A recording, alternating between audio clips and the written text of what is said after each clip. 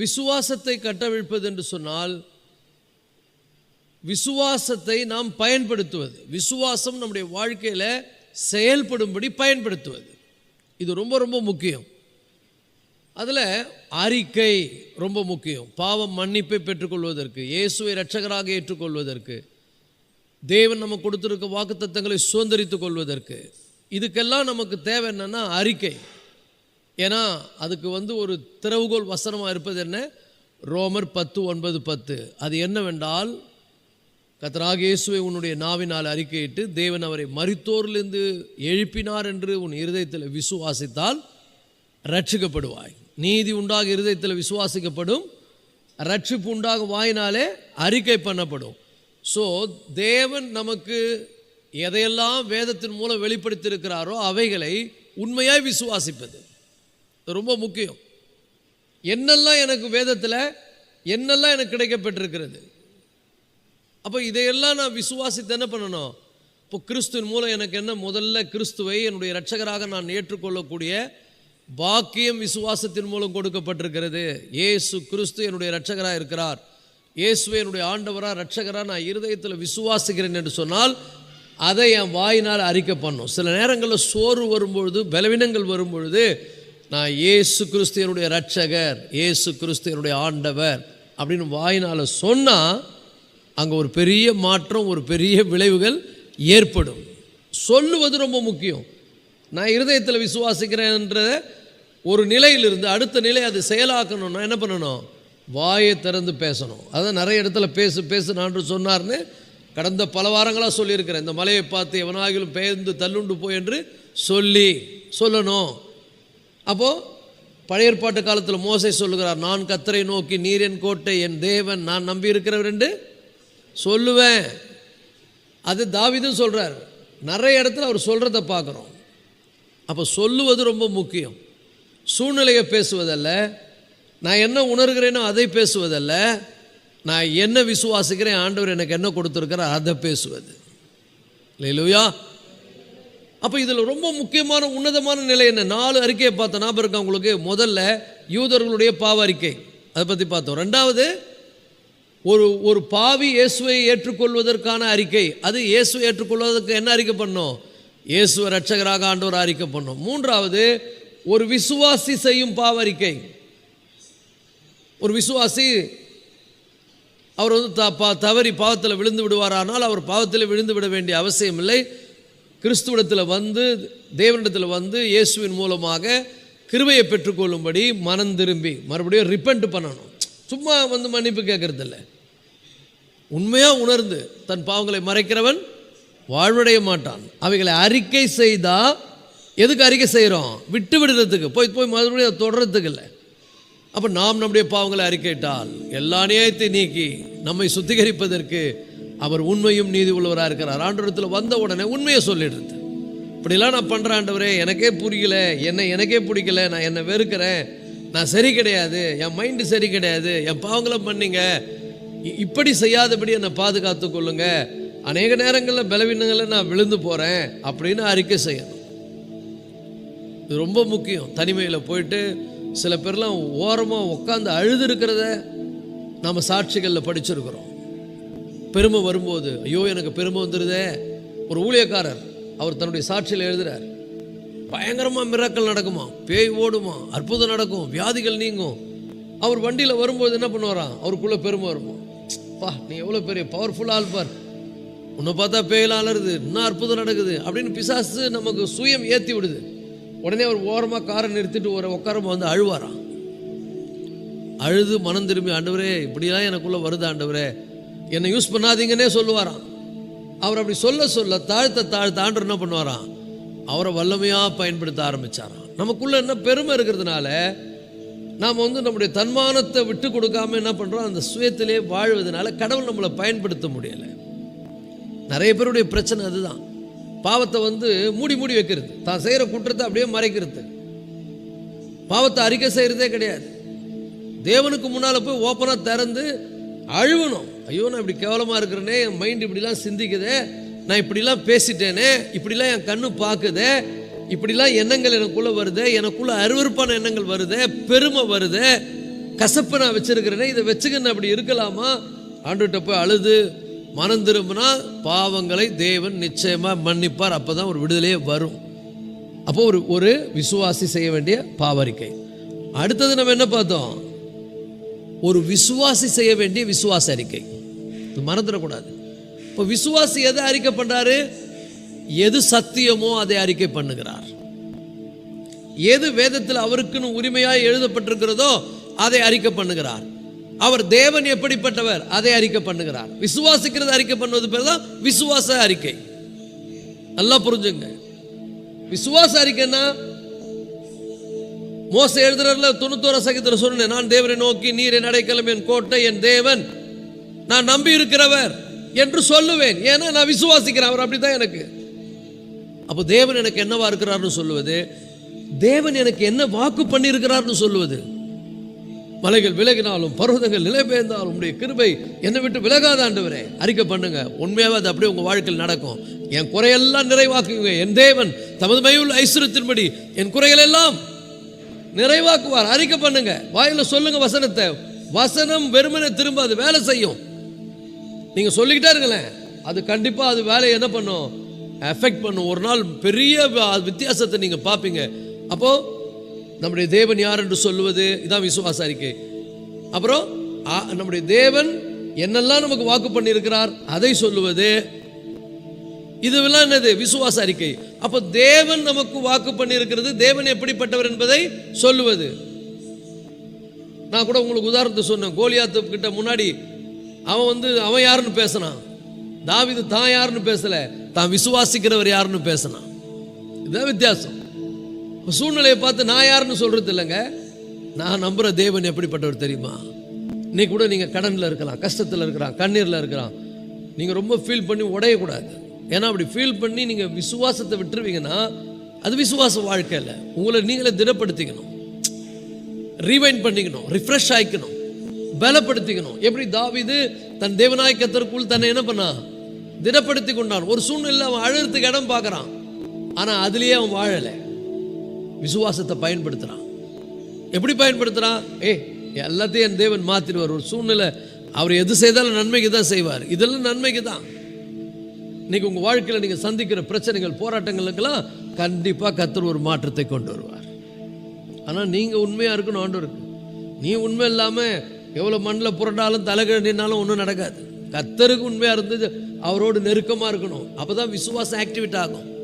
அவரோட time spend பண்ணணும். அதுக்கு தான் உங்களுக்கு 24 மணி நேரம் ஜபம். எதுக்கு? அவரோட டைம் ஸ்பெண்ட் பண்ணி நம்ம சூழ்நிலைகளை உணர்ந்து அப்பா கூட ஒரு நெருக்கமாக இருக்கும்பொழுது தான் என் விசுவாசமே இன்க்ரீஸ் ஆகும். நான் பேச முடியும் வசனத்தை. இல்லைன்னா வசனத்தை பேச மாட்டோம், வசனத்தை தான் பேசிக்கிட்டு இருப்போம். அப்போ நல்லா புரிந்துங்க, நீங்கள் ஆண்டவரோட நெருங்க தேவனுடைய வார்த்தையை வாசிக்க உங்களுக்குள்ளே ரெவலேஷன் வந்துடும், வெளிப்பாடு வந்துடும். அப்போ அந்த வெளிப்பாடை நீங்கள் பேசுவீங்க. இது எனக்கு நிறைய முறை நடந்திருக்குது, உங்களுக்கும் நடந்திருக்கும். நீங்கள் ஜெபம் பண்ணும்போது உங்களுக்குள்ள ஆவியானவர் ஒரு வசனத்தை போடுவார். கலங்காதே, திகையாதே, நான் உன் கூட இருக்கிறேன், நான் உன்னை விட்டு விலக மாட்டேன், உன்னை கைவிட மாட்டேன், உனக்கு பெரிய காரியங்களை செய்வேன், ஆராய்ந்து முடியாத அதிசயங்களை உனக்கு செய்வேன். அப்போ ஒரு தைரியம் வரும். அப்போ இன்னொரு இடத்துல பவுல் எழுதுறாரு எபிரேயர்ல, அவர் உன்னை விட்டு விலகுவதில்லை, உன்னை கைவிடுதல் என்று அவர் சொல்லியிருக்கிறாரு. ஆகையால் நான் தைரியம் கொண்டு என்ன சொல்லணும்? கர்த்தர் எனக்கு சகாயர், நான் பயப்படேன், மனுஷன் எனக்கு என்ன செய்வான் என்று சொல்லலாமே. பவுல் கேட்க சொல்லாமே, அவர் சொல்லிட்டாரு, நீ சொல்லுன்றார். அப்போ அவர் சொல்றது ஒரு புறம் இருந்தாலும் அவர் சொன்னதை விசுவாசித்து நீ சொன்னா அது உனக்கு நடக்கும். ஆமேனே வரமாட்டேன். அப்போ அவர் என்னெல்லாம் சொல்லியிருக்கிறார் அதை விசுவாசி சொன்னார். என்ன அழகா எழுதுறார் பாருங்க பவுல். அவர் உன்னை விட்டு விலகுவதில்லை, உன்னை எபிரேயர்ல 13ஆம் அதிகாரத்தில் அவர் உன்னை விட்டு விலகுவதில்லை. அதாவது ரொம்ப அழகாக வரும். நீங்கள் பண ஆசை இல்லாதவர்களாக இருந்து உங்களுக்கு இருக்கிறவைகளை போதும் என்று எண்ணுங்கள், அவர் உங்களை விட்டு விலகுவதில்லை, உங்களை கைவிடுதல் என்று சொல்லியிருக்கிறாரே. ஆகையால் தைரியம் கொண்டு. தைரியம் எதில் வரணும்? பணத்தில் வரக்கூடாது. தைரியம் மனுஷனை சார்ந்து வரக்கூடாது. தைரியம் சூழ்நிலையில் வரக்கூடாது. கர்த்தரை சார்ந்து வரணும். அவர் சொல்லியிருக்கிற வார்த்தையை கொண்டு வரணும். அவர் சொல்லியிருக்கிறாரே, ஆகையால் நான் தைரியம் கொள்றேன். தைரியம் கொண்டு வாயை மூடின்னு இருக்க மாட்டேன், வாயை திறந்து சொல்லுவேன், கர்த்தர் எனக்கு சகாயர், நான் பயப்பட, மனுஷன் எனக்கு என்ன செய்வான், சூழ்நிலைகள் எனக்கு என்ன செய்யும் சொல்லலாமே. எல்லாம் சொல்லுங்க. சொல்லலாமே, சொல்லலாமா? சொல்லலாம். சொன்னால் என்ன ஆகும்? நடக்கும். இது போகட்டும். ஃபுல்லாக நடத்துறத ஒரு ரிவிஷன் மாதிரி சொல்லிட்டேன். இது அப்படியே பேச வச்சுங்க. இன்னைக்கு நம்ம என்ன சொல்ல போறோன்றது முக்கியம். இன்னைக்கு அதையும் தாண்டி மிக ஆழமான ஒரு காரியம் என்னன்னா, கிறிஸ்துவுக்குள் நான் யார், அதை சொல்லணும். கிறிஸ்துவுக்குள் எனக்கு என்னெல்லாம் கிடைச்சிருக்குது, இது ரொம்ப முக்கியமானது. ஏன்னா வாக்குத்தத்தமானாலும் சரி, பாவ மன்னிப்பானாலும் சரி, நம்முடைய தேவன் யார் என்பது உரிமையானாலும் சரி, இந்த காலகட்டத்தில் ஒரு புறஜாதிகளுக்கு எப்பொழுது அந்த உரிமை வருகிறது என்று சொன்னால், கிறிஸ்து இயேசுவுக்குள். கிறிஸ்து இயேசுவுக்கு வெளியே நீ என்னதான் முயற்சி எடுத்தாலும், என்னதான் அன்னதானம் பண்ணாலும், புண்ணியம் பண்ணாலும், எங்க ஓடனாலும் உனக்கு அற்புதம் நடக்காது. சோ கிறிஸ்துவுக்குள் நான் யார்? அப்போ கிறிஸ்துவுக்குள் நான் யார் என்பதை பத்தி பேசணும்னா நிறைய விஷயம் இருக்குது. முதல்ல அதை புரிஞ்சுக்கணும். கிறிஸ்துவுக்குள் நான் யார் என்பதை நான் விளங்கி கொள்ளணும். அதுக்கு தான் என்ன பண்ணணும்னா, கடிதங்களை படிக்கணும். பவுல் அடிகளார் மற்றும் பவுல் நீங்க ரோமர்ல இருந்து யூதா வரைக்கும் படிச்சீங்கன்னா கிறிஸ்துவுக்குள்ள நமக்கு என்னெல்லாம் கிடைச்சிருக்குது, கிறிஸ்துவுக்குள் நாம் யார் அப்படின்ற வார்த்தையை நீங்க நிறைய அண்டர்லைன் பண்ணுங்க. பேனா எடுத்துங்க, படிக்கும்போது ரெட் பேனா வச்சுங்க, அதுல அண்டர்லைன் பண்ணுங்க. இப்படி வரும், நான் சொல்ற வார்த்தை வரும். அவருக்குள், அவராலே, கிறிஸ்துவுக்குள், இப்படின்ற வார்த்தைகள்லாம் அண்டர்லைன் பண்ணுங்க. அவருக்குள், அவராலே. இது ஒரு புக்கே இருக்குது, கென்னத் ஹேகின் அவர்கள் எழுதியிருக்கிற பிகாஸ் ஆஃப் கிரைஸ்ட், அது பேரே. அந்த புக்கு தலைப்பு என்னது? கிறிஸ்துவினாலே, பிகாஸ் ஆஃப் கிரைஸ்ட். ரொம்ப அற்புதமான புத்தகம். கிறிஸ்துவுக்குள் எனக்கு என்னெல்லாம் இருக்குது. ஸோ இந்த வார்த்தையெல்லாம் பயன்படுத்துங்க, அண்டர்லைன் பண்ணுங்க, அதை அறிக்கை பண்ணுங்க. என்னெல்லாம் போட்டிருக்காங்க? கிறிஸ்துவுக்குள், அவராலே, அவர் மூலமாக, அவருக்குள் அப்படின்ற வார்த்தைகள்லாம் அண்டர்லைன் பண்ணீங்கன்னா அங்க உங்களுக்கான எல்லா காரியங்களும் சொல்லப்பட்டிருக்கிறது. ஸோ முதல்ல இதை என்ன பண்ணணும்னா, இதை சத்தியத்தை அறியணும். அறியாம நான் கிறிஸ்துவுக்குள் யாருன்னு சொல்ல முடியாது. அப்ப கிறிஸ்துவுக்குள் யாருன்றத கடிதங்களை வாசியுங்கள். கடிதங்கள் எல்லாவற்றிலும் அப்போஸ்தலனாகிய பவுல் இதை ரொம்ப மென்ஷன் பண்ணி எழுதுறாரு. கிறிஸ்துவுக்குள் நமக்கு ஒரு தனி அடையாளமே சொல்லப்பட்டிருக்கிறது. உலகம் உங்களுக்கு ஒரு அடையாளம் வச்சுக்குது, அது வேற. உலகம் உங்களை பார்க்குற கண்ணோட்டம் வேற. ஆனா கிறிஸ்துவுக்குள்ள நமக்கு ஒரு தனி அடையாளம் இருக்குது. கிறிஸ்துவுக்குள் நமக்கு தனி அடையாளம் இருக்குது, தனி அந்தஸ்து இருக்குது, தனி மேன்மைகள் இருக்குது, எவ்வளோ இருக்குது. சாதாரணமானதல்ல. அதனால்தான் ஒருத்தனுடைய ரட்சிப்பு எவ்வளவு விலையேறப்பட்டது என்று வேதம் சொல்லுது.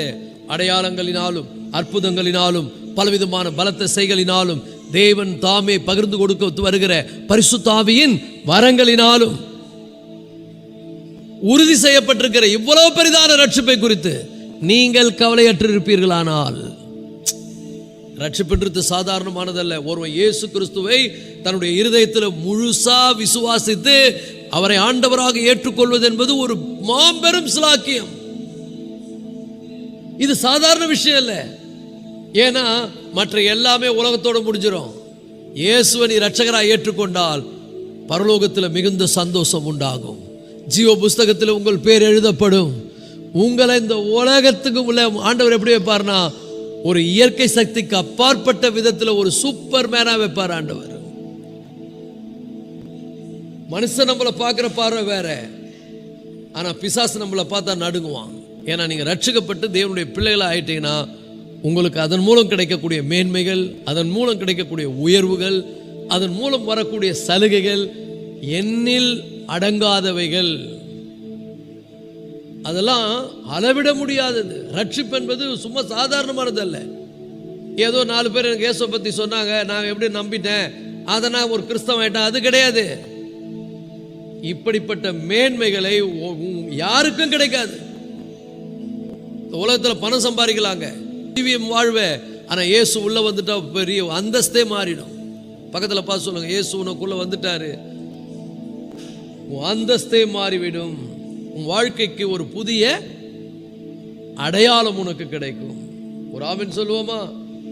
இதுதான் ரொம்ப எசென்சியல். உங்களுடைய அந்த ஐடென்டிட்டியே மாறிடும். You are become a Christian, you are become கிறிஸ்தவன். இயேசு ஏற்றுக்கொண்டவனுக்கு பேர் என்னங்க? அவன் சொல்ல நான் கிறிஸ்தவன். முதல் சீசர்களுக்கு அந்தியோகியாவிலே கிறிஸ்தவர்கள் என்கிற பெயர் வழங்கப்பட்டது. நல்லா புரிஞ்சுங்க, உங்க ஐடென்டிட்டியே மாறிடும். தட் மீன்ஸ் உங்களுடைய அடையாளம், நீங்க யாரா மாறிடுறீங்க? கிறிஸ்து பிளஸ் அவன் கிறிஸ்தவன்.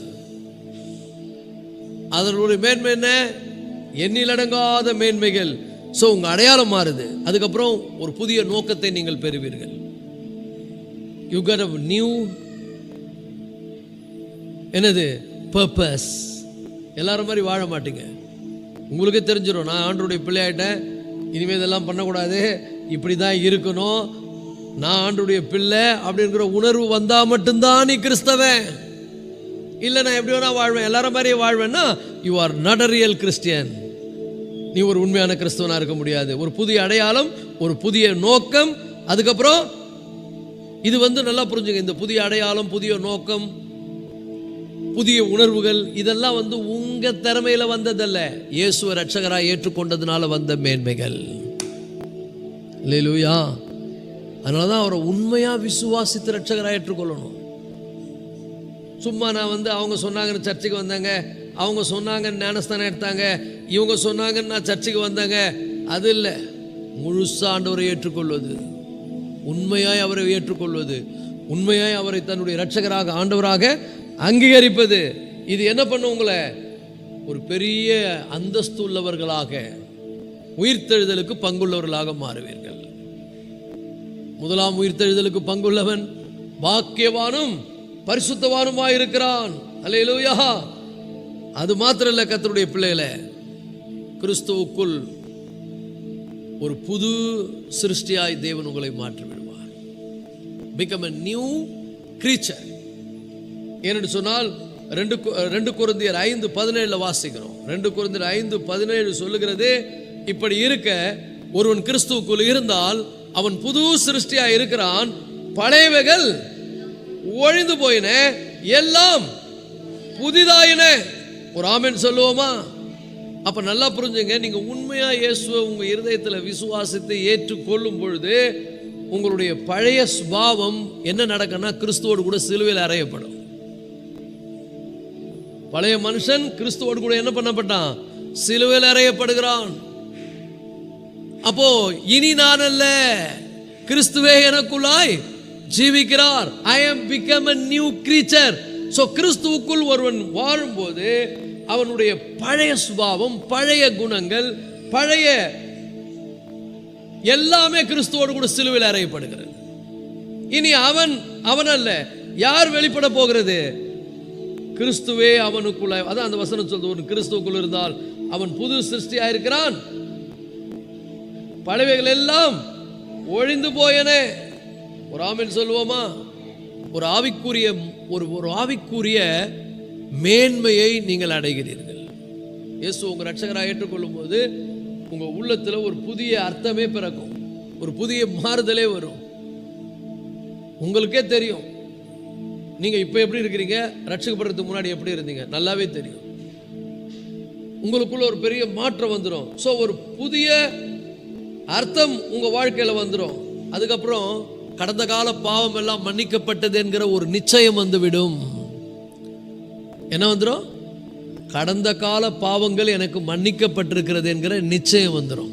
அதுதான் எல்லாருக்குள்ளும் வருது. பாவ மன்னிப்பின் நிச்சயத்தை பெற்றுக்கொள்ள வேண்டும். அப்ப இயேசுவை உங்களுடைய சொந்த இரட்சகராக, ஆண்டவராக நீங்கள் விசுவாசித்து அவரை ஏற்றுக்கொள்ளும் பொழுது என்ன நடக்குது? You are become a new creature. புது சிருஷ்டியாய் மாறுகிறாய். அப்ப என்ன சொல்லணும்? காலையில் எழுந்த உடனே நான் கிறிஸ்துவுக்குள் புதிய சிருஷ்டியாய் இருக்கிறேன் அறிக்கை பண்ணணும். ஏன்னா அறிக்கை தான் செயலாற்றும், அது உனக்குள்ள வேலை செய்யும். அப்போ நீங்க எப்பெல்லாம் சோர்வா ஃபீல் பண்றீங்களோ, எப்பெல்லாம் பலவீனம் வருது, அப்பெல்லாம் சொல்லணும் நான் கிறிஸ்துவுக்குள்ள இருக்கிறேன். எல்லாம் சொல்லுங்க, நான் கிறிஸ்துவுக்குள்ள இருக்கிறேன். அதனாலதான் கிறிஸ்துவுக்குள் வாழும் எனக்கு எப்போதும் வெற்றி உண்டுன்னு பாடுறோம். கிறிஸ்துவுக்குள் இருக்கிறேன். அப்போ நான் கிறிஸ்துவுக்குள் இருந்தா நான் எப்படி இருக்கணும்? புது சிருஷ்டியாக இருக்கிறேன். பழைய சுபாவம், பழைய குணம், பழைய கேரக்டர் எல்லாம் சிலுவையில் அறையப்பட்டது. இப்போ ஒரு புதிய அர்த்தம் வந்து விட்டது. எல்லாத்துக்கும் மேலே பாவ மன்னிப்பின் நிச்சயம் வந்து விட்டது. ஆமாம், நான் முன்னாடிலாம் ஒரு மாதிரி இருந்தேங்க. இப்போ என் பாவத்தை ஆண்டவர் மன்னிச்சிட்டாருங்க. நான் ஒரு புது சிருஷ்டியாய் மாறிவிட்டேங்க. என் வாழ்க்கையே ஒரு பெரிய ஒரு அற்புதம் நடந்து விட்டது. என் சூழ்நிலையே மாறிவிட்டது. ஒரு புதிய அனுபவத்துக்குள்ளே வந்து விடுகிறேன். ஒரு புதிய உணர்வை நான் பெற்றுக்கொள்கிறேன். இனி என்னை பாவம் என்ன பண்ணுவதில்லை, அந்த மன்னிப்பின் நிச்சயம் வருகிறது. ஒரு அற்புதமான பாட்டு இருக்கு கீர்த்தனையில், நீங்க பாட்டு தெரிஞ்சிருக்கும். இயேசு நேசிக்கிறார், இயேசு நேசிக்கிறார், அவர் உன்னையும் என்னையும் நேசிக்க யான் செய்த தென்ன பெரும் பாக்கியமேன்னு ஒரு பாட்டு. அந்த பாட்டை எழுதுனது யாருன்னா ஒரு பெரிய கொலை குற்றவாளி. இந்த பாட்டை எழுதுனது யாரு? பெரிய கொலைகாரன், பெரிய பாதகன், கொலைக்காரன். அவனை கொண்டு போயிட்டு சிறையில் வச்சுட்டாங்க. எங்கள் ஸ்ரீலங்காவில் இது நடந்த உண்மை. அப்போ அவனுக்கு என்ன பண்ணுறாங்க, ஆண்டவரை பற்றி சொல்லி புதிய ஏற்பாடை கொடுக்குறாங்க. புதிய ஏற்பாட்டை வாசி. அவன் முதல்ல அதை ஏற்றுக்கலை. நான் மோசமானவன், நான் கொலைக்காரன் நினைக்கிறேன். இல்லை, உன்னை இயேசு நேசிக்கிறார், உன்னையும் நேசிக்கிறார். அதை அவன் திறந்து படிக்கிறான். படிக்க படிக்க படிக்க இயேசுனுடைய அந்த பாடுகள், அந்த மரணம், அது எதுக்காக ஏற்பட்டது அப்படின்னு தார தாரையாக கண்ணீர் வருது. அவன் அந்த புத்தகத்தின் பின்னால் அவன் எழுதின பாட்டு தாங்க அந்த பாட்டு. இயேசு நேசிக்கிறார். என்ன அருமையான பாட்டு தெரியுமா அது? இயேசு நேசிக்கிறார். அவன் வாழ்க்கையே தலைகீழா மாறி போச்சு. அந்த ஜெயில் அதிகாரிகள் அவனை பார்த்து ஆச்சரியப்பட்டாங்க. அவன் பாவ மன்னிப்பு நிச்சயத்தை பெற்றுக்கொண்டான். ஒருவன் கிறிஸ்துவுக்குள் இருந்தால் அவன் புது சிருஷ்டியா இருக்கிறான். அல்லேலூயா. அப்ப நல்லா புரிஞ்சுக்க, அந்த நிச்சயம் வரணுங்க. உலகம் உன்னை கண்டம் பண்ணலாம், உலகம் உன்னை சீக்கலாம். ஆனா இயேசுவை உன்னுடைய ரட்சகராக ஏற்றுக்கொண்ட பிறகு, once you are become in Christ, கிறிஸ்துவுக்குள்ள மாறிவிட்ட பிறகு உனக்குள்ள ஒரு நிச்சயம் வரும், என் பாவம் மன்னிக்கப்பட்டது. அல்லேலூயா. நல்லா புரிஞ்சுங்க. நீங்க இயேசுவை ஏற்றுக்கொள்றதுக்கு முன்னாடி எப்படி இருந்தீங்க? கில்ட்டி, குற்ற உணர்வு, மைண்ட சரியில்லை, எண்ணங்கள் சரியில்லை, கேரக்டர் சரியில்லை. இயேசுவை நான் உண்மையாய் விசுவாசித்து ஏற்றுக்கொண்ட பிறகு நான் புரிந்து கொள்ளுங்கள், என் வாழ்க்கையில் இங்கே தான் பிறந்தேன், இங்கே தான் வளர்ந்தேன். அப்பா ஊழியக்காரு, தாத்தா ஊழியக்காரு, ஆனால் ஆள் சரியில்லை. ஏன்னா எதையும் நம்ம அனுபவத்துக்குள்ளே பெற்றுக்கொள்ளணும்ல. உலகத்துக்கு பின்னால் போய் உலகத்தில் வாழ்ந்தேன். ஆனால் எனக்காக அநேகர் ஜெபம் பண்ணாங்க, பாரத்தோடு ஜெபம் பண்ணாங்க, சத்தியத்தை சொன்னாங்க. வரவங்களாம் சத்தியத்தை சொல்லுவாங்க. சில பேருடைய வாழ்க்கையை நேரடியாக பார்த்தேன். அதில் சாந்தோம் செபாஸ்டியன் ஒருத்தர் வந்தார். இங்கே இருக்கக்கூடிய சிஎஸ்ஐ மருத்துவமனையில் ஒரு பெரிய அதிகாரி, நல்லா டாலாக இருப்பார், கையில் ஒரு கருப்பு பேக் வச்சுருப்பார், ஒயிட் அண்ட் ஒயிட்டில் இருப்பார். அவர் அப்படி ஜெபம் பண்ணாருன்னா அப்படி இருக்கும். அப்படியே அவர் என்னை மடியில் அப்படி போட்டுக்கின்னு அழகாக பாடுவார். அப்படியே அவங்களுடைய வாழ்க்கையில் நேரடியாக பார்க்கும்போது அதுவே ஒரு பெரிய தாக்கத்தை ஏற்படுத்தியது. உரிய நேரத்தில் ஆண்டவர் என்னை தொட்டார், என் வாழ்க்கை மாறியது. இன்னைக்கு ஆண்டவருடைய பிள்ளையாய், அவருக்கு சாட்சியாய் அநேகருக்கு ஊழியம் செய்யும்படி தேவன் இங்கே ஏற்படுத்தி இருக்கிறார். இன்னைக்கு சொல்றேன், கர்த்தருடைய பிள்ளையில அந்த நிச்சயம் உங்களுக்குள்ள வரணும். பாவ மன்னிப்பின் நிச்சயத்தை எப்போ பெறுவோம்? If you are in Christ you receive என்னது? Forgive, the sense of forgiveness of sin. அது ரொம்ப ரொம்ப முக்கியம். ஆவிக்குரிய ரீதியில் ஒரு புதிய ஒரு பிறப்பை அடைகிறோம். அது மட்டும் இல்லை, ஒரு அர்த்தமுள்ள வாழ்க்கை வாழ்கின்றவர்களாய் மாறுகிறோம். இன்னைக்கு நிறைய பிள்ளைங்க எப்படி வாழுறாங்க? எய்ம்லெஸ், அர்த்தமற்ற வாழ்க்கை வாழ்கிறார்கள். இயேசு கிறிஸ்துக்குள்ள வந்தால் நீ உன் வாழ்க்கை சூப்பராயிடும். நீ எப்படி வாழணும்னு உனக்கு தெரியும். தேவனுடைய பிள்ளைகளாகும்படி. அல்லேலூயா. இன்னும் தெளிவாக ஆழமாக எழுதுறாரு யோவான். சொல்றாரு, அவர்கள் மாம்சத்தினாலாவது இரத்தத்தினாலாவது பிறவாமல் தேவனாலே பிறந்தவர்கள். புது பிறப்பு, தேவனாலே பிறந்திருக்கிறேன். முதல்ல நான் யாரு? புதிய சிருஷ்டி. ரெண்டாவது புதிய பிறப்பை அடைகிறேன். அந்த பிறப்பு எனக்கு எங்க கொண்டு போகுது? அவருடைய பிள்ளையாய் என்னை மாத்துது. எல்லாம் சொல்லுங்கள், நான் தேவனுடைய பிள்ளையாக இருக்கிறேன். அது உரிமையோடு சொல்லுங்கள், உரிமையோடு. நான் தேவனுடைய, I am a son of God. நான் தேவனுடைய பிள்ளையாக இருக்கிறேன். நான் கேட்டால் கர்த்தர் எனக்கு காரியங்களை வாய்க்க பண்ணுவார். அவர் சொல்லி வாக்கு கொடுத்துருக்கிறார். நீ பொல்லாத ஆள், நீ ஏன் நல்லது செய்கிறியே? நான் உன்ன மாதிரி பொல்லாதவங்க கிடையாது, நான் நல்ல ஆள், நான் எவ்வளோ நல்லது செய்வேன்றார். அப்போ செய்வாரா செய்ய மாட்டாரா? கண்டிப்பாக அவர் செய்வார். அப்போ கிறிஸ்துவுக்குள் நாம் நல்லா புரிந்து கொள்ளணும், அவருடைய ஃபேமிலிக்குள்ளே வந்தாச்சு. I am become a member of his family. தேவனுடைய குடும்பத்தினுடைய ஒரு உறுப்பினராக நான் மாற்றப்பட்டிருக்கிறேன். வெறும் பாவத்திலிருந்து ரட்சிக்கப்பட்டது மட்டும் இல்லைங்க. நிறைய பேர் நினச்சிக்கிறாங்க கிறிஸ்தவனானா நான் பாவத்திலிருந்து ரட்சிக்கப்பட்டேன். அது முதல் பெனிஃபிட்டு. அதை தொடர்ந்து என்ன பண்ணுது? அதை தொடர்ந்து நிறைய பிளெஸ்ஸிங்ஸ் உங்களை ஃபாலோ பண்ணப்படுது. பிளெஸ்ஸிங்ஸ் என்ன? புதிய சிருஷ்டியாக மாற்றுறாரு, தேவனுடைய பிள்ளையாக மாற்றுறாரு. நிறைய இருக்குது. ஒன்று ஒன்றா சொல்கிறேன், நீங்கள் நோட் பண்ணிங்க. அதெல்லாம் நோட் பண்ணி அதை அப்படியே அண்டர்லைன் பண்ணுங்கள். ரோமர் 8:16-17 வாசிங்க. ரோமர் 8:16-17 இந்த வசனங்கள்லாம் வாசிங்க, நீங்களே ஆச்சரியப்படுவீங்க. ரோமர் 8:16-17 நல்லா கவனிங்க. நாம் தேவனுடைய பிள்ளைகளாக இருக்கிறோம் என்று ஆவியானவர் தாமே நம்முடைய ஆவியுடனே கூட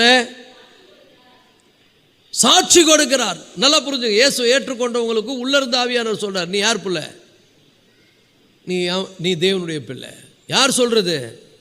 நீங்களா சொல்றது ஒன்று, அவரே சொல்லுவார். ஒரு ஆமீன் சொல்லுங்க. சொல்றாரு அவங்கக்கிட்ட. நிறைய நேரத்தில் பிசாசு சொல்லணுங்கிறான், நீ ஏன் பிள்ளைன்னு. ஏன்னா அந்த அளவுக்கு நம்ம அவனுக்கு இடம் கொடுத்துட்றோம். நீங்கள் கிறிஸ்துவுக்குள் இருந்தால் ஆவியானவர் உங்களுக்குள்ளே சாட்சி கொடுப்பாராம். என்ன சொல்லுவார்? நீ அவருடைய பிள்ளை. அப்போ அவருடைய பிள்ளைன்னா உனக்கு என்ன வரணும்? தைரியம் வரணும். ஏன்னா அங்கே வாசித்தல, நான் உன்னை விட்டு விலகுவதில்லை, உன்னை கைவிட அவர் சொல்லிட்டாரே, அதனால தைரியம் கொள்றல. நீ என் பிள்ளைன்னு அவர் சொல்லும்போது, ஆவியானவர் சொல்கிறார், நீ அவர் பிள்ளைன்னு சொல்லும்போது உனக்கு என்ன வரணும்? இருக்கிற பயம் போகணும். நம்ம பயத்திலே இருக்கிறோம், கலக்கத்திலே இருக்கிறோம் இல்லை? ஏன்னா சூழ்நிலையை பார்க்குறோம். ஆவியானவர் சொல்லுவார், பயப்படாத, நீ என் பிள்ளை. இப்போ ஒன்றும் இல்லை, ஒரு பயங்கரமான சூழ்நிலையில் போகிறீங்க, ஒரு பயங்கரமான இருளில் போகிறீங்க, பயம் வருது உங்களுக்கு. அப்போது உங்கள் பின்னால் கை வச்சு பயப்படாத, உங்கள் அப்பா நான் இருக்கிறேன் அப்படின்னு உங்கள் அப்பா சொன்னார்னா உங்களுக்கு எவ்வளோ தைரியம் வரும்?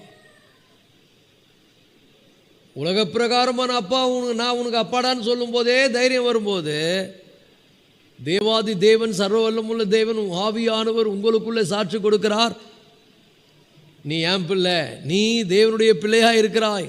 அடுத்த வசனம் பாருங்க, இன்னும் டாப்பாக இருக்கும். 17ஆம் வசனம் கவனிங்க. 17ஆம் வசனம், நாம் பிள்ளைகளானால், நல்லா புரிஞ்சுங்க, நம்ம பிள்ளைகளானால் யாரு? சுதந்திரருமாமே, தேவனுடைய சுதந்திரரும், கிறிஸ்துவுக்கு உடன் சுதந்திரருமாமே. நாம் தேவனுடைய பிள்ளைகளானால் சுதந்திரருமாமே. இன்னொரு மேன்மை என்னன்னா, நீ சுதந்திரித்து கொள்ளலாம். வாக்குத்தத்தங்கள்லாம் போய் நீ உரிமையாக்கி கொள்ளலாம். அவர் சொன்னதெல்லாம் உனக்கு தான். அதை போய் என்ன பண்ணலாம்? நீ உரிமையாக்கி கொள்ளலாம், சுதந்திரித்து கொள்ளலாம். அப்போ சுதந்திரித்து கொள்வதுன்னு அர்த்தம் பயப்படவே தேவையில்லைன்னு அர்த்தம். நீங்கள் தைரியமாக இருக்கலாம், எல்லாம் கர்த்தர் பார்த்து கொள்வார். சொல்லுங்கள், இந்த மாதம் முழுவதும் நான் கவலைப்பட போகிறதே இல்லை, என் தேவன் எல்லாம் பார்த்து கொள்வார். யெகோவா ஈரே எல்லாம் பார்த்து கொள்வார். தைரியத்தோடு சொல்லணும், பயந்துக்கினே சொல்லக்கூடாது. ஐயோ ஏன் கேட்குறீங்க பாஸ்டர், நீங்கள் வாயில் சொல்லிடுறீங்க, எனக்கு எவ்வளோ பிரச்சனைக்கு தெரியுமா? எல்லாம் கர்த்தர் பார்த்துக்குவார்,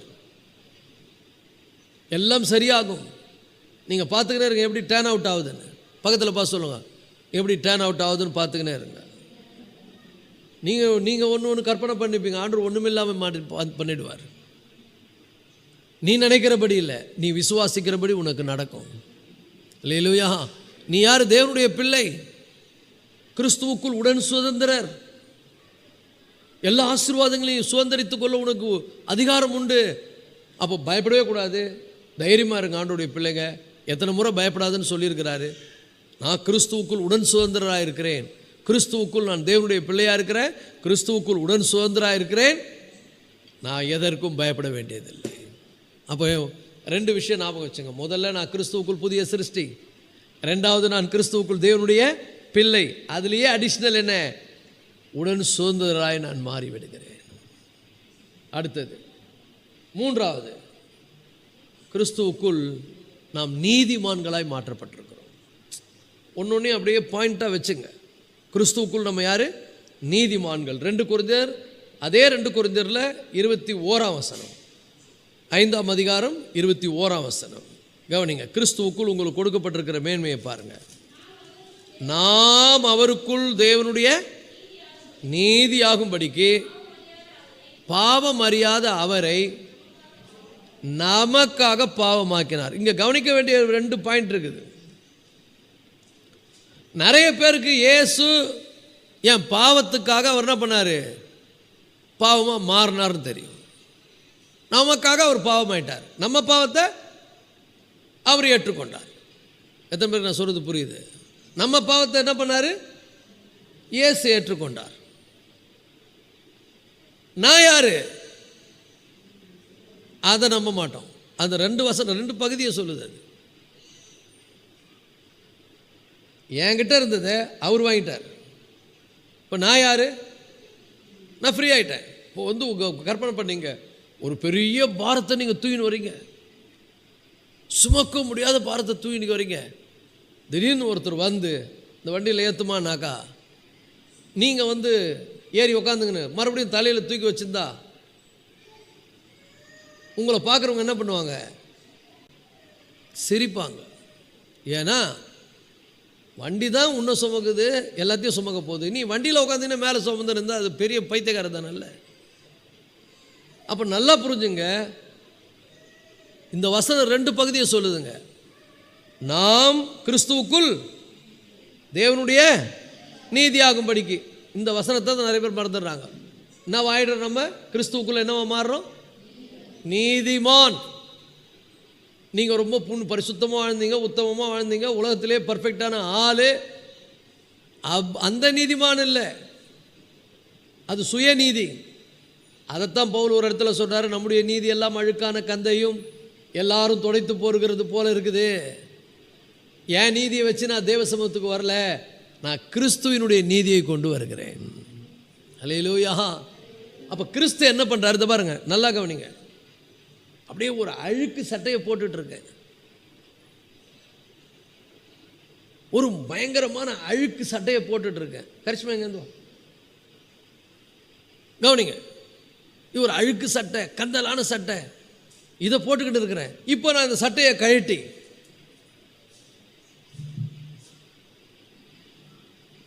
இங்க போட்ட பிறகு இதான் நீதி. நான் போட்ட இந்த நீதியை இந்த அம்மா கொடுத்துட்டேன்.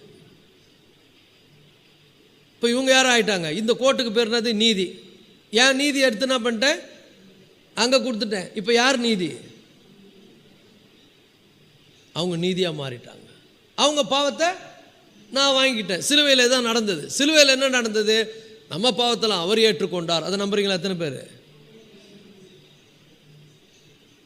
நம்ம பாவத்தில் அவர் ஏற்றுக்கொண்டார்.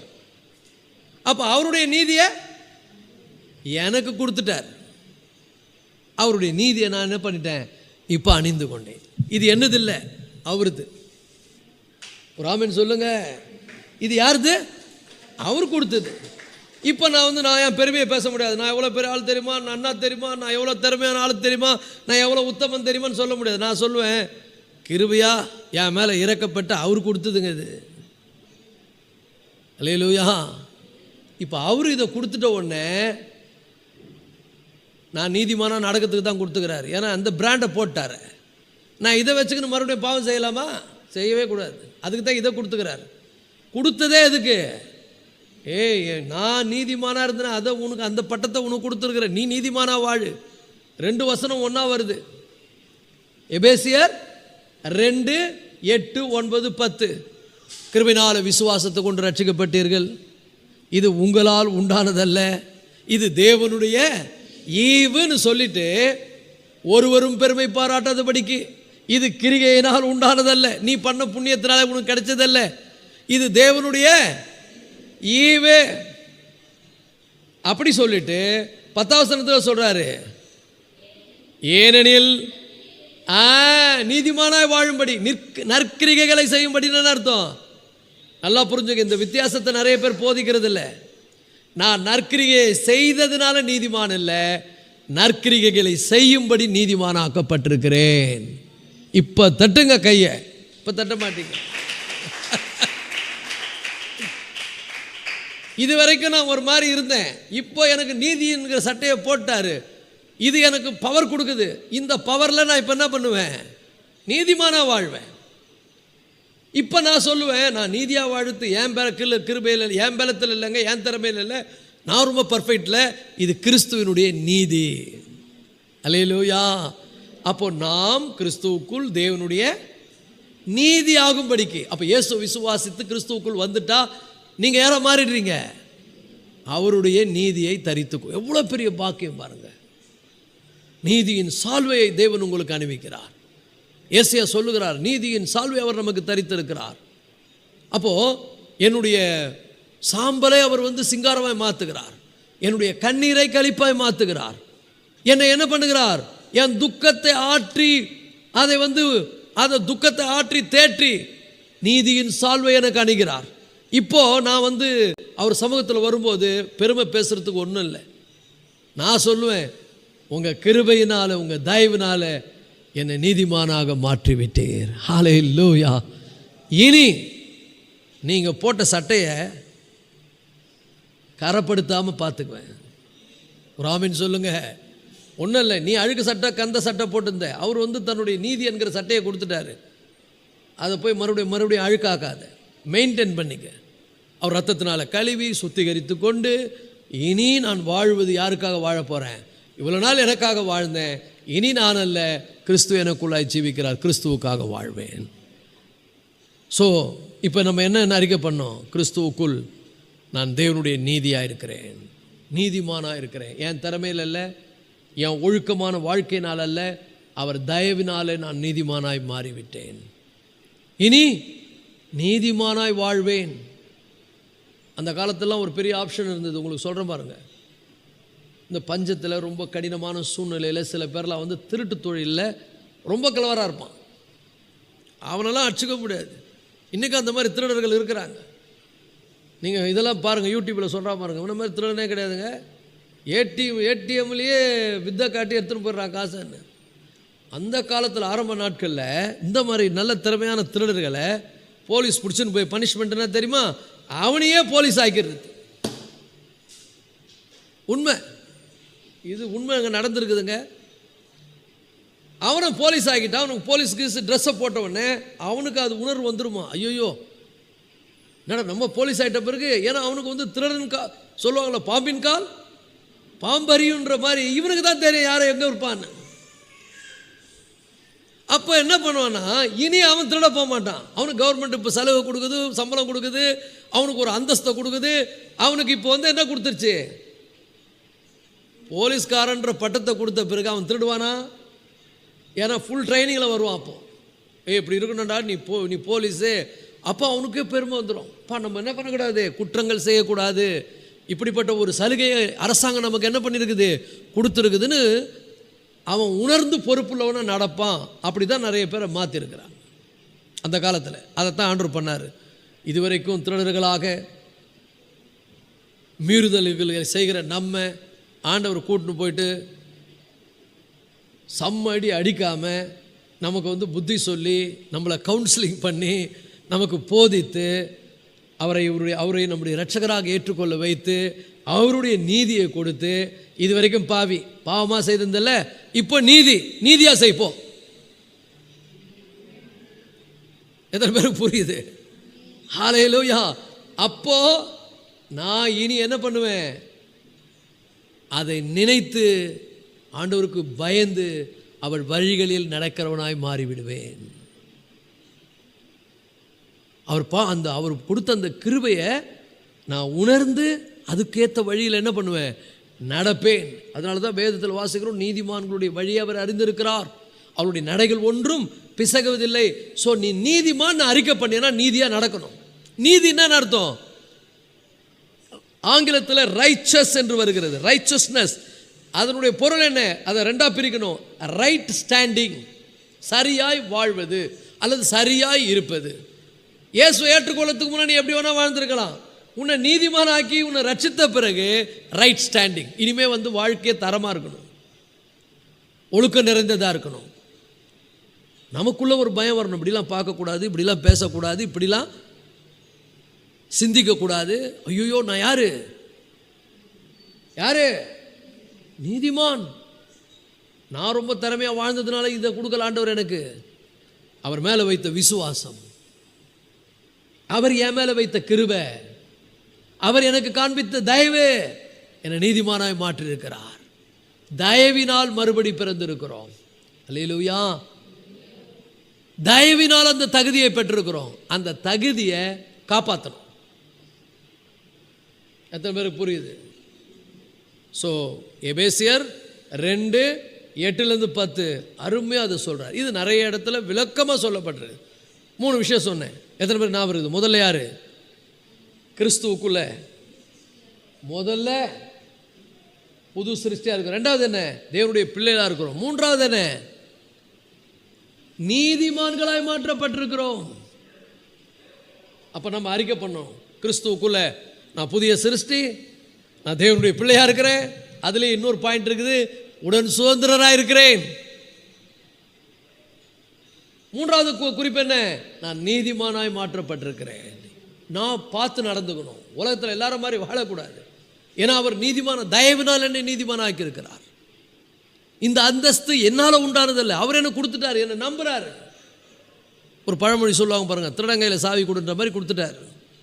அவனுக்கே சூடு சொரணை வந்துடும். ஐயோ, நம்ம திருடன் நம்ம கையிலே கொடுத்துட்டால, நம்ம உசாராக பார்த்துக்கணும்னு பார்த்துக்குவோம் அவன்.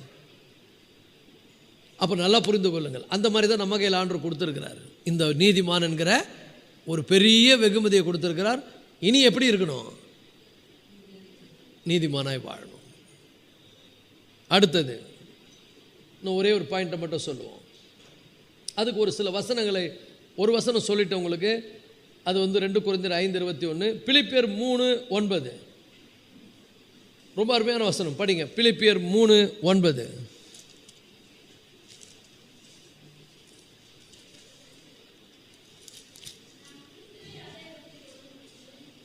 நாம் கிறிஸ்துவை ஆதாயப்படுத்திக் கொள்ளும்படிக்கு, நல்லா புரிஞ்சுங்க, நியாயப்பிரமாணத்தினால் வருகிற சுய நீதியை உடையவனாயிராமல், அண்டர்லைன் பண்ணுங்க, கிறிஸ்துவை பற்றும் விசுவாசத்தினால் வருகிற, விசுவாசம் உள்ளவனாய் தேவனால் உண்டாயிருக்கிறதுமான நீதியை உடையவனாயிருந்து கிறிஸ்துவுக்குள் இருக்கிறவன் என்று காணப்படும்படிக்கு. நல்லா புரிஞ்சுங்க, நீதிமானா வாழறேன். என்னை பார்த்தா உலகம் என்ன சொல்லும்? ஏன் அவர் கிறிஸ்டியன்பா, அப்படிலாம் செய்ய மாட்டார். கிறிஸ்தவங்க இப்படி தான் இருப்பாங்க, கிறிஸ்தவங்க.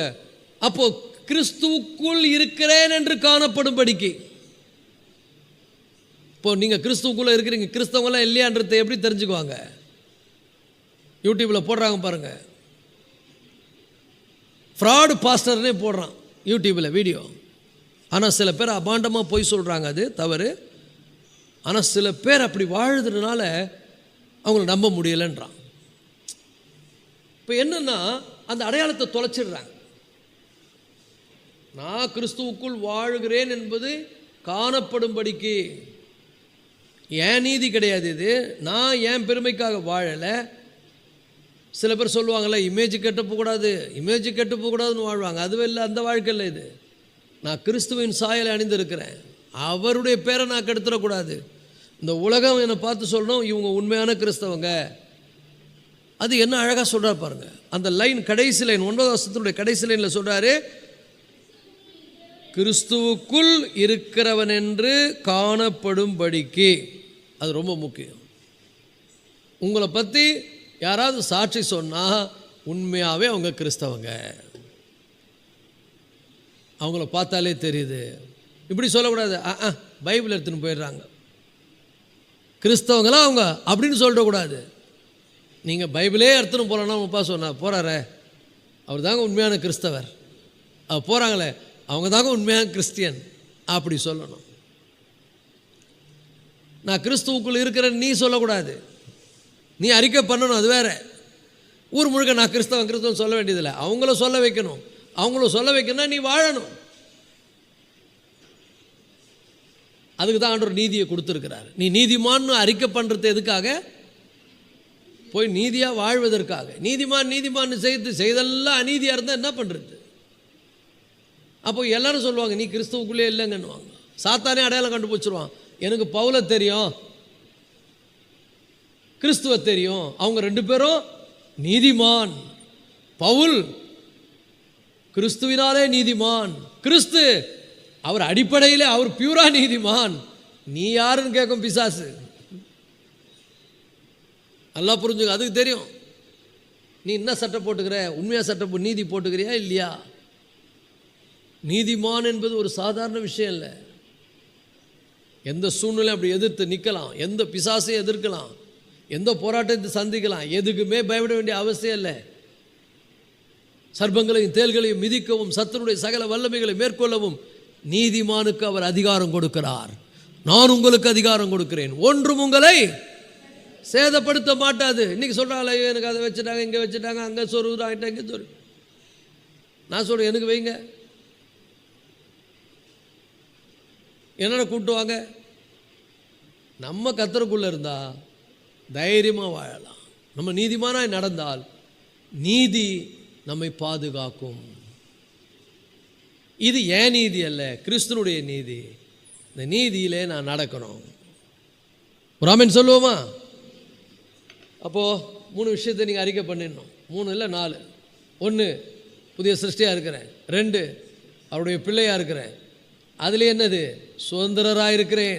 3 நீதிமானாக இருக்கிறேன். பாட்டை பாடியிருக்கார பெர்க்மன்ஸ், நீதிமான் நான் இரத்தத்தாலே கழுவப்பட்ட நீதிமான். இல்லையா? அடுத்தது நிறைய இருக்குது, இதோட முடிச்சுக்குவோம், முடிய போகுது. 4வது கிறிஸ்துவுக்குள் நாம் முற்றிலும் ஜெயங்கொள்ளுகிறவர்களாக இருக்கிறோம். ஹல்லேலூயா. கிறிஸ்துவுக்குள் நான் யாராக இருக்கிறேன்? முற்றிலும் ஜெயங்கொள்ளுகிறவன். ஹல்லேலூயா. வாசிப்போம் ரோமர் 8:37. ரோமர் 8:37. நீங்கள் காலையில் எழுந்து இதெல்லாம் அறிக்கை பண்ணணும். ரோமர் 8:37 சொல்லுங்க.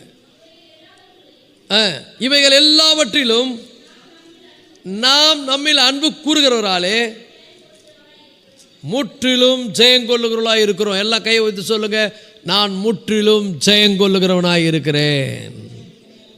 ஹல்லேலூயா, ஹல்லேலூயா. முற்றிலும் ஜெயங்கொள்ளுகிறவன் யாரு? முற்றிலும் ஜெயங்கொள்றதுன்னு என்ன அர்த்தம்?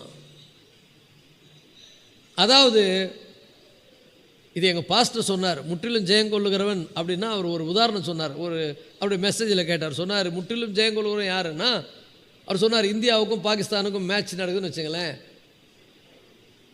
இதில் இந்தியா ஜெயிக்கும், பாகிஸ்தான் தோத்துறோம், நாங்கள் ஜெயிப்போன்னு விளையாடுறாங்க பாருங்க. அப்படி ஜெயிப்போன்னு அந்த விளையாட்டை அவங்க ஜெயிச்சாங்கன்னா அவங்க யாரு? முற்றிலும் ஜெயங்கொள்ளுகிறவர்கள். அதாவது இந்த டீமா இது கண்டிப்பாக தோக்காது, எந்த சூழ்நிலையும் இது கண்டிப்பாக ஜெயிக்கும்னு தெரிஞ்சிருச்சுன்னா, இவங்க ஜெயிக்கிறவங்கன்னு தெரிஞ்சிட்டா யாரு கூட விளையாடினாலும் நீங்கள் ஜெயிப்பீங்க. எந்த யுத்தத்தையும் நீங்கள் என்ன பண்ணுவீங்க? ஜெயிப்பீங்க. ஏன்னா உங்களுக்குள்ள கான்ஃபிடென்ட் இருக்குது. இதுக்கு பேரை என்னன்னு வச்சாச்சு, இது ஜெயிக்கிற டீம்ப்பா, இது எங்கே விளையாடினாலும் ஜெயிக்கும். அதான் முற்றிலும் ஜெயம். இந்த உலகத்தில் உங்களை தோக்கடிக்கிறதுக்கு பிசாசால் முடியாது, சூழ்நிலையால் முடியாது, எந்த சக்தியால் முடியாது. காரணம் கர்த்தர் உங்களை அப்படி மாற்றிட்டாரு. உங்கள் கிட்ட ஏதாவது வந்தால் உங்கள் கிட்ட அது தோற்று போமே ஒழிய நீங்கள் தோற்று போகவே மாட்டீங்க, நீங்கள் ஜெயம் பெறுவீர்கள். ஏன்னா நீங்கள் யாருக்குள்ளே இருக்கிறீங்க? கிறிஸ்துவுக்குள்ளே இருக்கிறீங்க. நல்லா புரிஞ்சுங்க. இதெல்லாம் வாயில் சொன்னாதான் அது பலிக்கும். மண்டையில் சூழ்நிலையை ஏற்றிக்கின்னு பிரச்சனையை ஏற்றிக்கின்னு அதை பேசக்கூடாது. கிறிஸ்துவுக்குள் நான் யார்? புதிய சிருஷ்டியாக இருக்கிறேன். கிறிஸ்துவுக்குள் நான் யார்? தேவனுடைய பிள்ளையாக இருக்கிறேன். கிறிஸ்துவுக்குள் நான் யார்? கிறிஸ்துவுடனே கூட உடன் சுதந்திரமாக இருக்கிறேன். கிறிஸ்துவுக்குள் நான் யார்? நீதிமானாக இருக்கிறேன். கிறிஸ்துவுக்குள் நான் யார்? அப்போ கூட சொல்ல மாட்டேன், வாய் தருது நானே சொல்லின்னு இருக்கிறேனே, முற்றிலும் ஜெயங்கொள்ளுகிறவனாக இருக்கிறேன். ஜெயம் கொடுக்கிற தேவனுக்கு சோத்திரம். ஜெயம் யாரால வருது? கர்த்தராகிய இயேசு கிறிஸ்துவினாலே நான் சொல்கிறேன். 1 கொரிந்தியர் 15ஆம் அதிகாரத்தில் பவுல் சொல்கிறாரு, கர்த்தராகிய இயேசு கிறிஸ்துவினாலே நமக்கு ஜெயம் கொடுக்கிற தேவனுக்கு ஸ்தோத்திரம். அதான் இன்னைக்கு பாடமே. இன்னைக்கு பாடம் என்ன? கிறிஸ்துவுக்குள், அவராலே, அவர் மூலமாக, இயேசு கிறிஸ்துவினாலே. அப்போ இயேசு கிறிஸ்துவினாலே நாம் யாரு? ஜெயம் கொள்ளுகிறவர்கள். மரணமே நம்மக்கிட்ட தோத்து போகும். ஒரு நாள் எல்லாரும் மறிப்பல்ல, உலகம் என்ன நினச்சிக்குது? மரணம் ஜெயிச்சிச்சுன்னு நினைக்குது.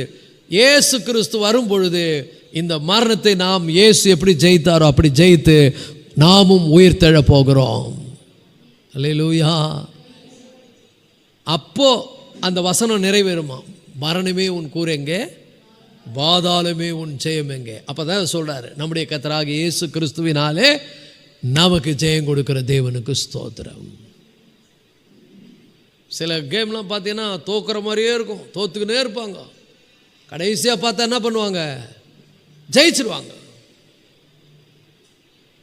நம்ம யார் அப்படி ஜெயிக்கிறவங்க? இந்த உலகத்தில் சிலதெல்லாம் தோக்குற மாதிரியே இருக்கும். சூழ்நிலைகளை பார்த்தா நம்ம நெருக்கப்படுகிற மாதிரி இருக்கும். எதை பார்த்தாலும் அப்படியே ஒரு மாதிரி விரத்தியாக இருக்கும். ஆனால் நான் சொல்கிறேன் பாருங்கள், இயேசு உங்கள் கூட இருக்கிறதுனால இயேசு ஜெயிப்பார். நீங்கள் அவரை விசுவாசிக்கிறீங்களா? எத்தனை பேர் அவரை விசுவாசிக்கிறீங்க? நல்லா சொல்லுங்கள். நான் தோற்றே போக மாட்டேன். உன் சூழ்நிலை தான் தோற்று போவோம், பிசாசு தான் தோற்று போவான், உங்களுக்கு எதிராக இருக்கிற காரியங்கள் தான் தோற்று போகும். ஏன்? தோற்ற மாதிரி தெரியும், ஆனால் ஜெயம் நமக்கு தான். எல்லாரும் எழுந்திருப்போமா? இன்றைக்கி ஆண்டவர் பார்த்து சொல்ல போகிறோம். கிறிஸ்து இயேசுவுக்குள் எங்களுக்கு கிடைக்கப்பட்டிருக்கிற எல்லா மேன்மைகளுக்காக கிறிஸ்து இயேசு கிறிஸ்துவுக்குள்ளே ஆண்டவரே, நீர் என்னை புதிய சிருஷ்டியை மாற்றிருக்கிறீர், உம்முடைய பிள்ளையாக மாற்றிருக்கிறீர், உடன் சுதந்திரராய் மாற்றிருக்கிறீர், நீதிமான்களாய் மாற்றிருக்கிறீர், முற்றிலும் ஜெயங்கொள்ளுகிறவர்களாய் எங்களை மாற்றிருக்கிறீர். ஹல்லேலூயா. இயேசு கிறிஸ்துவினாலே எங்களுக்கு உண்டாயிருக்கிற எல்லா மேன்மைகளுக்காய் ஸ்தோத்திரம். பாவ மன்னிப்பின் நிச்சயத்துக்காய் ஸ்தோத்திரம். எல்லாரும் கர்த்தரை கரங்களை உயர்த்தி ஸ்தோத்திரம் பண்ணுங்க, ஸ்தோத்திரம் பண்ணுங்க. ஹல்லேலூயா. மை ஸ்தோத்திரிக்கிறோம் கர்த்தாவே. கிறிஸ்துவுக்குள் எங்களுக்கு கிடைக்கப்பட்டிருக்கிற எல்லா மேன்மைகளுக்காய் ஸ்தோத்திரம். எல்லா ஆண்டவரே எங்களுக்கு புதிய சிருஷ்டியின் அனுபவத்தை கொடுத்திருக்கிறீர், உம்முடைய பிள்ளைகள் என்கிற அந்தஸ்தை கொடுத்திருக்கிறீர், உடன் சுதந்திரராய் மாற்றிருக்கிறீர், நீதிமான்களாய் மாற்றிருக்கிறீர், முற்றிலும் ஜெயங்கொள்ளுகிறவர்களாக எங்களை மாற்றிருக்கிறதுக்காய் ஸ்தோத்திரம், ஸ்தோத்திரம், ஸ்தோத்திரம், ஸ்தோத்திரம், ஸ்தோத்திரம், ஸ்தோத்திரம், ஸ்தோத்திரம், ஸ்தோத்திரம், ஸ்தோத்திரம். நன்றி செலுத்துகிறோம், நன்றி செலுத்துகிறோம் கர்த்தாவே. வந்திருக்கிற ஒவ்வொருவரும் இந்த உண்மையை விளங்கிக் கொள்ளட்டும், இந்த சத்தியத்தை அறிந்து கொள்ளட்டும். கிறிஸ்துவுக்குள் அவர்கள் யாராயிருக்கிற என்கிற அந்த அடையாளத்தை அவர்கள் கண்டுபிடிக்கட்டும். கிறிஸ்துவுக்குள் அவர்களுக்கு கிடைக்கப்பட்டிருக்கிற மேன்மைகளை அவர்கள் கண்டுபிடிக்கட்டும். அவைகளை அறிக்கை செய்து தங்கள் வாழ்க்கையில் சுதந்திரமாக்கி கொண்டு எல்லாவற்றிலும் அவர்கள் ஜெயம் எடுக்கும்படி அவர்களுக்கு உதவி செய்யும். இயேசு கிறிஸ்துவின் மூலம் வேண்டிக் கொள்ளுகிறோம் நல்ல தகப்பனே, ஆமேன். என் ஆத்துமாவே கர்த்தரை ஸ்தோத்திரி, என் முழு உள்ளமே பரிசுத்த நாமத்தை ஸ்தோத்திரி. என் ஆத்துமாவே கர்த்தரை ஸ்தோத்திரி, கர்த்தர் செய்த சகல உபகாரங்களையும் மறவாதே. ஆமென்.